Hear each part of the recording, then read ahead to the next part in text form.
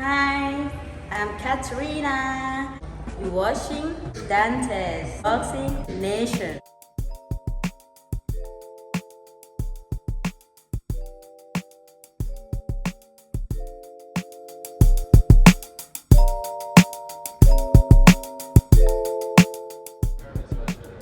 Okay, so who do you want to see Canelo fight next? I would like to see him try and become undisputed at 175. Dante's Boxing Nation, what's going on, guys? Boy, you know the walls are really closing in on Canelo Alvarez when one of his biggest allies is putting pressure on him to step up in competition. As you guys just heard in that clip right there, Eddie Hearn, he made it very, very clear that if it were up to him, Canelo Alvarez, his next opponent would be against either Bivol Beterbiev or Joe Smith at the light heavyweight division. Fights that would actually be competitive.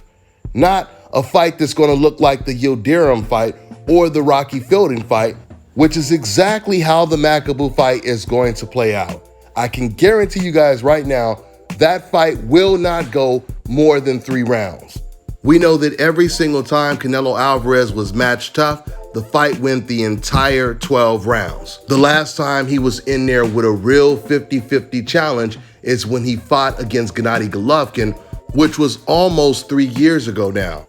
Now, something else that Eddie Hearn did say right after he said that he wants to see Canelo unify or become undisputed at 175, in that same clip, then later on he said, but you know, if he wants, he can fight Makabu. You know, the man Canelo Alvarez, he walks on water. So what Eddie Hearn was trying to do is he was trying to balance out what he said because he's also working with Canelo Alvarez, or he continues to put in his audition to work with Canelo Alvarez because Canelo is now a free agent. So Eddie Hearn, he has to be very, very careful. It's like trying to disarm a bomb when you're talking about Canelo Alvarez. You can't be too critical. You certainly can't be too aggressive when you say you want to see him fight the best. If you don't believe me, ask Juan Manuel Marquez or even Canelo's former promoter, Oscar De La Hoya. When it comes to Juan Marquez, Canelo actually challenged the very small Juan Marquez to a fight because Marquez criticized Canelo Alvarez for the same things that he's doing today, cherry-picking opponents. So when Juan Marquez calls out Canelo on his cherry picking, he wants to fight him. But when Demetrius Andrade was the junior middleweight champion at 154, and he was calling out his mandatory Canelo Alvarez and calling Canelo out of his name, Canelo never challenged him to a fight though. And then you have the Oscar De La Hoya situation when Canelo was actually signed and working with Golden Boy. Shortly after, Oscar De La Hoya said in an interview, if Canelo wants to be great, he has to fight the likes of Charlo and Andrade. Because we all know when it came to Oscar De La Hoya, he fought his versions of Charlos and Andrades when he was in his prime. He fought Ike Corte. He fought Shane Mosley, Pernell Whitaker, and Tito Trinidad, Bernard Hopkins. Regardless, win, lose, or draw, Oscar De La Hoya was always fighting against the best. So this is a man who practices what he preaches. And when he said this about Canelo, shortly after that, Canelo comes out of nowhere and he calls Oscar De La Hoya disloyal. In other words, he was calling Oscar De La Hoya a snitch, and he was saying, if you are not going to back up what I'm doing and who I'm fighting right now, then you're being disloyal to me. You guys remember the reason why Canelo broke that DAZN contract in the first place is because DAZN at the time, they did not want to approve the Yildirim fight. And Canelo said, well, if I can't fight whoever I want, I'm getting out of this contract, and that's exactly what he did. Now, see, when I was telling you guys that Eddie Hearn, first he tells you what he really wants and how he really feels, but then he tries to balance it out by saying, oh, but if Canelo wants, he could fight Makabu. I mean, the man walks on water.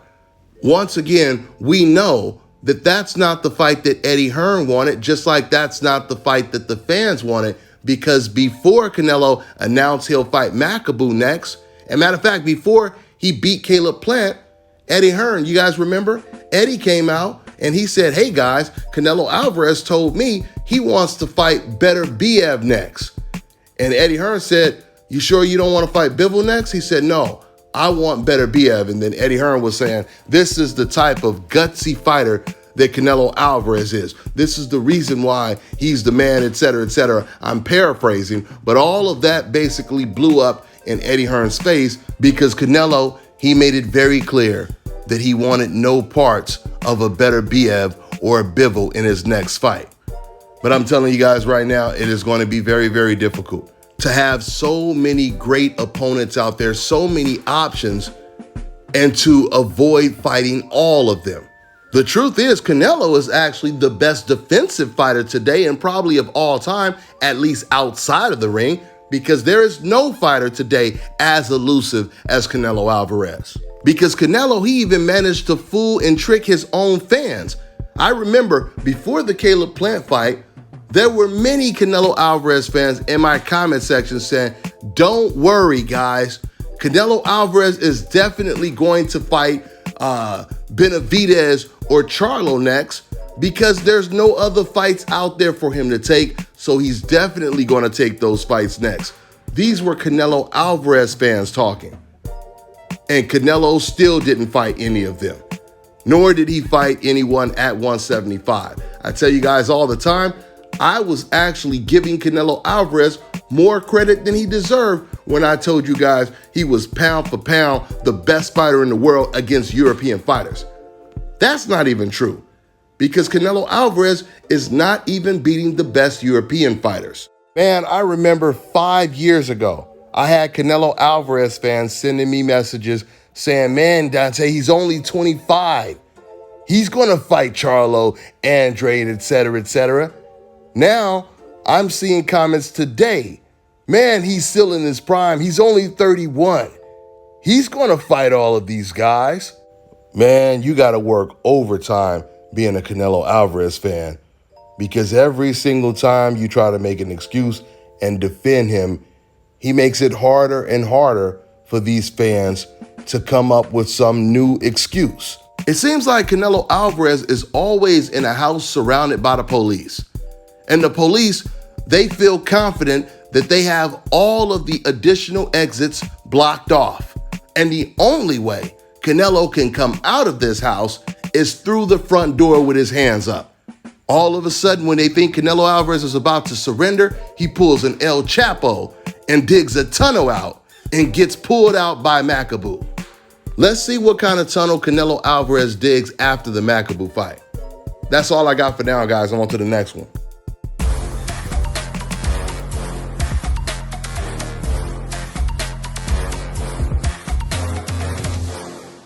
My name is Chris, and I'm all the way here from Anchorage, Alaska at Scalp Carolinas, and I'm here for my second treatment of SMP.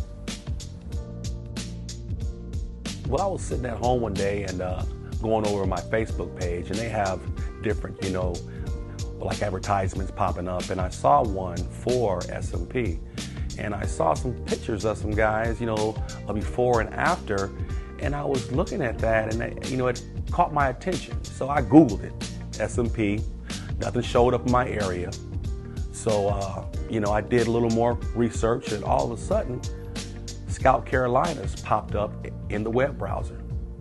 So I started watching his videos and seeing all the reaction from all the other people. We talked on the phone, we made appointments and everything. I sent him pictures and he looked at them and I was like, can you fix this? And, he pretty much said, no problem. My first session, he made me feel extremely comfortable. It was almost like I was talking to family. He started and during the whole treatment, we talked and, about our families and our life and, and things that he does and things that I do. And before I know it, the first session was over. When you see someone doing something that they love, as much as I see Enoch Glover love what he does, it shows in his work. I wouldn't point anyone in any other direction but here to North Carolina, Scalp Carolinas, to get this done.